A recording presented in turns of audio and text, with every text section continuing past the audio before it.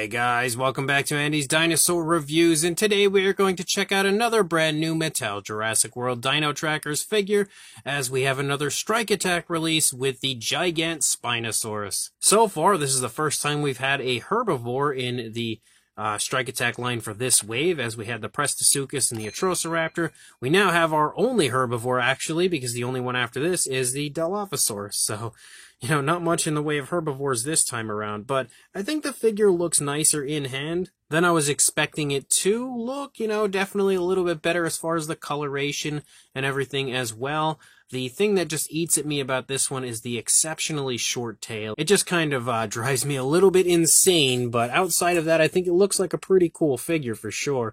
You can see the box art and everything looks just like it did each and every time. The back shows a sneak peek there of the action feature, as well as a shot again of the other figures in this wave. So let's pop it out of the box and check it out. So here is our Gigant Spinosaurus, and I am really excited to see this species enter the Mattel line.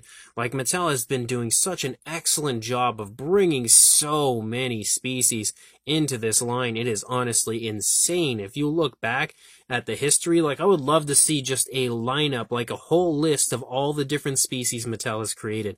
That would be a very long list. So again, kudos to Mattel for giving us so many different species in this line. It has been an absolute blast being able to have so many species in a Jurassic line. Really, again, going above and beyond to give us some amazing stuff. But this time, again, a Gigant Spinosaurus you definitely wouldn't have expected about 5, 6, maybe 7 years ago to eventually have a Gigant Spinosaurus in a Jurassic World line. I certainly wouldn't have, that's for sure. And the figure does look really nice as far as the fine detail. The fine detail is actually quite incredible. It does look really good, really, really crisp on the figure.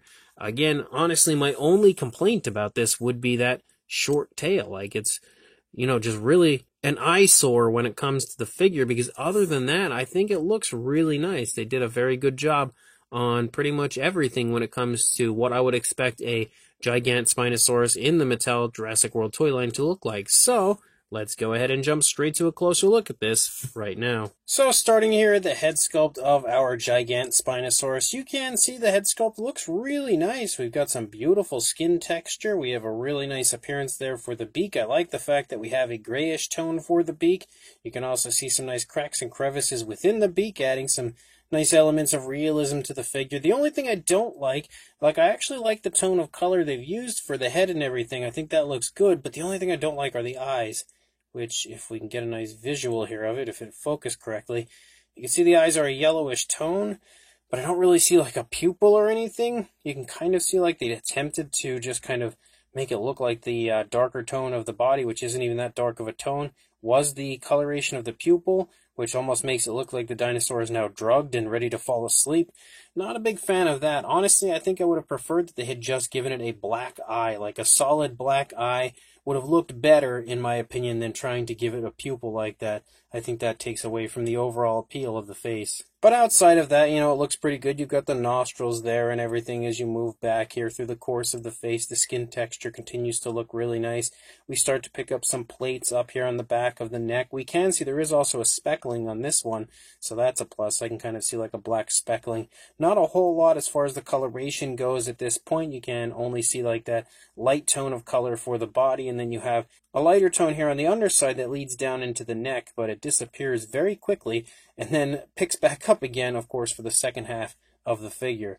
But you can see, again, some nice detailing within those plates, as well as some nice-looking skin texture and some small skin wrinkles and stuff as you lead down here into the lower part of the neck.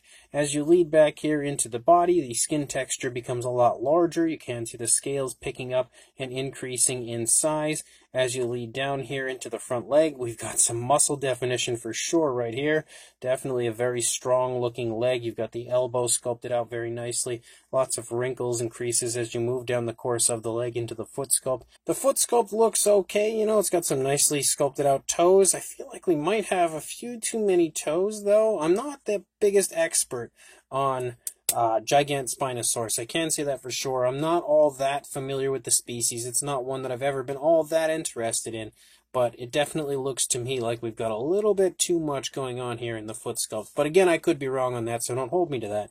But as you lead up here into the stomach region, you can again see the lighter tone leading back here, but it starts to kind of disappear here as it sort of like splotches and designs here into the side of the stomach as you see that lighter tone beginning to pick up. You can see, though, that we also continue to have that speckling throughout as you move through the course of the figure. The almost like an orangish sort of tone continues to lead up here along the top, though. You can see it leading along the back as we reach the hip region, and then it really starts to disappear and is gone completely as we lead out into the tail. We do have the huge shoulder spikes of our Gigant Spinosaurus here. They are very nicely sculpted with some fine detail to them as well, and they do sport a nice lighter tone. And even though a lot of the plates here beginning on the figure don't have any coloration to them, as you lead up here into the back, you can see that we do have an area here where the plates actually do have color, and they look pretty good. They're also sculpted really nicely, really realistically, with a lot of cracks and crevices to them, and again have that lighter tone like we see on those shoulder spikes. They also have a little bit of a glossy look to them, which I actually kind of like. I think that looks very nice and also helps them to stand out a little more. As you lead down into the leg, you can see muscle definition again in the thigh, the calf, the kneecap present, and again, a nice looking foot sculpt here on the rear leg with very nicely sculpted toes, and the nails do sort of have like a slight shine to them there. Again, I don't know if we have, it definitely looks like we have too many toes on the rear leg as well, though.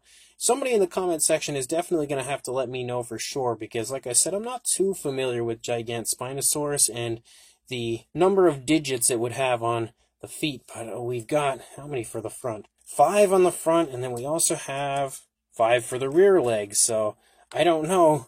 I do have the Collect Aid Gigant Spinosaurus in my collection as well, and I'm pretty sure it doesn't have near that many toes for sure on the rear leg, but I don't know, I'm going to have to look into that. But as we lead up here, you can again see that now at this point, this lighter kind of like a tannish sort of color has now overtaken the entire coloration of the body as we lead back here into the tail. And again, the tail's really short, which is unfortunate. I think it would have been nicer to have a longer tail. We do have some Thagomisers out here that unfortunately don't sport any color, but I do like that nice little turn there in the tail at the end, which you can see the Thagomisers, they're kind of following that turn in the tail. I think that looks really cool.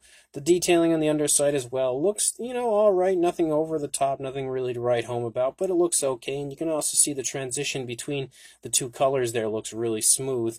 Now, if I can figure out where the fax app code is, there it is. We'll go ahead and give you guys a shot of that if you would like to add this one to your collection. I just smacked the camera, but that one's pretty well hidden. I like how nicely hidden that one is. And then, of course, on the opposing side, you're not really going to see a whole lot of difference going on. When it comes to the appearance of the figure, you can see the legs are in a different position, and that's really about it when it comes to what you're going to see over here, any different compared to the initial side. It does look really cool. It just really needed a better tail. The tail is definitely the weakest point of the figure, but outside of that, I actually think it looks fairly decent. Now, we do have articulation on the figure, but part of the articulation is also the action feature. So we'll actually do the action feature first, then the articulation, which is kind of backwards compared to what we would normally do. But as far as the articulation goes, you can see we have the ability to move the neck. Once we move the neck, we're going to move the tail. So you can see that you create kind of like a tail strike here by moving the neck so the tail can now, you know, attack a dinosaur and protect our Gigant Spinosaurus. And of course, the same thing would happen if you move the tail, you're going to move the head. Not so nicely, but it does move. Outside of that, we also have articulation in the front legs, which move forward and back and out away from the body. And you have the rear legs forward and back and out away from the body a little bit. Not a whole lot. You can see there is a little wiggle room there, though.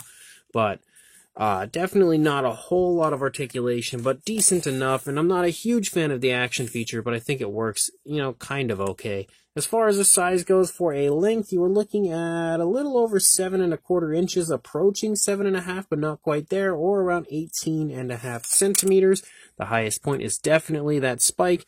For a height, you are looking at just a little over 3.5 inches or around 9 centimeters. For a size comparison, there is Mr. Papo T-Rex, the Attack Pack Colovosaurus, and Robert Muldoon from the Mattel Jurassic World toy line. And this is another one of those instances where I really don't think we need many comparisons, because when it comes to the Strike Attack range, you know usually what the size is. You don't really need to, go into it blind. You don't have like any sort of a clueless idea as far as the size. We're all very familiar with the size range of the Strike Attack figures, but I will bring in the two that we also have reviewed already, just for, somewhat of a comparison.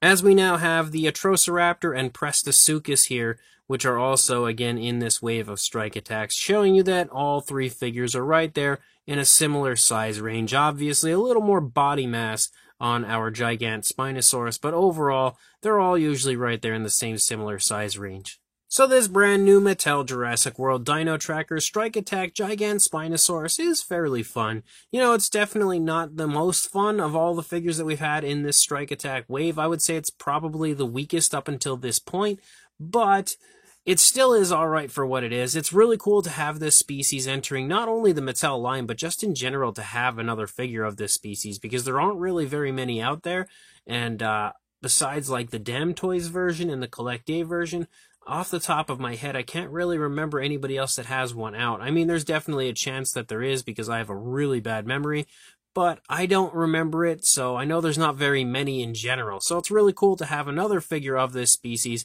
The only downside to this one is the tail. I think the tail is just really weird looking. I think it's just so short, it looks awkward, and definitely takes away from the overall visual of the figure. I almost wish, even though, it's probably kind of impossible with this one because of the action feature, I wish that with these Strike Attack figures, they would just create the tail a little bit longer and then maybe have it disconnected like they do with a lot of others, like the Rorovore type figures and stuff like that, where the tail's disconnected, so then we could just connect the tail later on, and it would look way cooler. But, outside of the short tail, I think the sculpt looks really nice and very, very highly detailed. It actually has some very impressive sculpt and detail throughout, and all the fine detail you've come to know and expect from a Mattel release. On top of that, we have some fairly decent paintwork to it. I like the tones of color chosen. They're interesting. It's almost like a pinkish orangish sort of a tone that we have for the majority of the body in the first half, and then we lead back and we have that lighter kind of tannish tone for the second half.